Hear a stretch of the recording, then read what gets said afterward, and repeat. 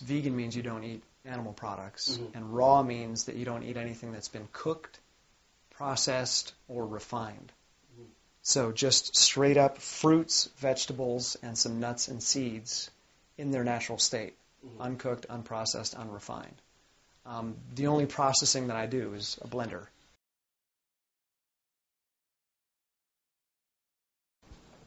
I was living in Los Angeles, and I had been vegan for 6 years. And the reason that I went vegan, I was an actor. This is what the stars all do. They're all vegan because they want to look young. And I'm like, well, hey, that's all right. I'd like to stay young for as long as possible. I'll try this crazy vegan thing. And very quickly, I felt different eating that way. I felt better. And I ate that way for 6 years, but, nothing is perfect. And you run into viruses, and you run into this, and you run into that, and stress. LA is a very stressful city. So my body started to break down on me after about 6 years. And I don't blame it on the diet. I blame it on my lifestyle.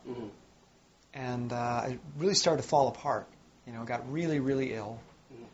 And had been bumping into these people all along called raw foodists.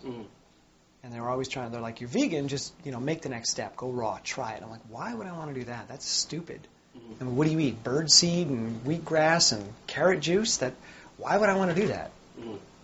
And but when I got really, really ill, one of them approached me and said, I really think you should try this. It'll change your life. It'll really make a difference. So after eating that way for a year, I had incredible energy. It was just off the charts. And felt like I was 18 again. And thought, you know what? I haven't run in a long, long time. And that's something I really miss in my life because I used to be a runner in high school. And I thought, I want to see if this energy actually translates into athletic ability. I'm just curious.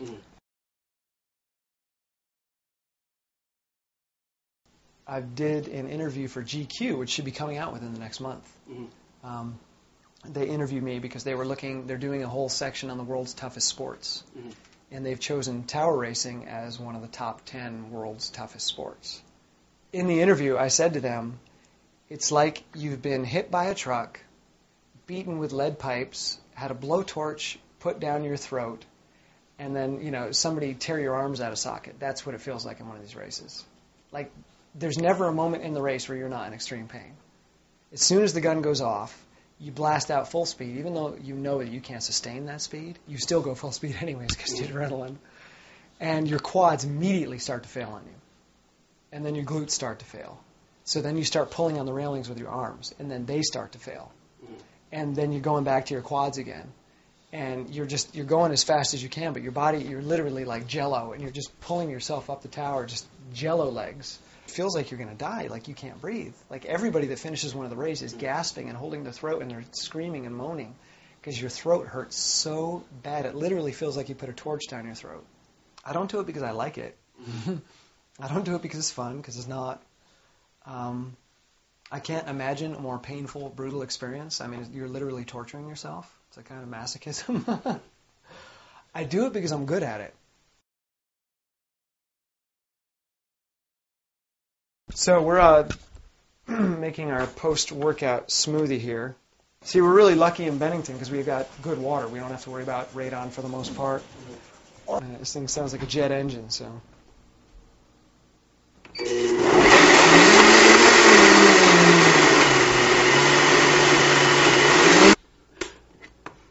All right. Doesn't that look delicious? That's amazing.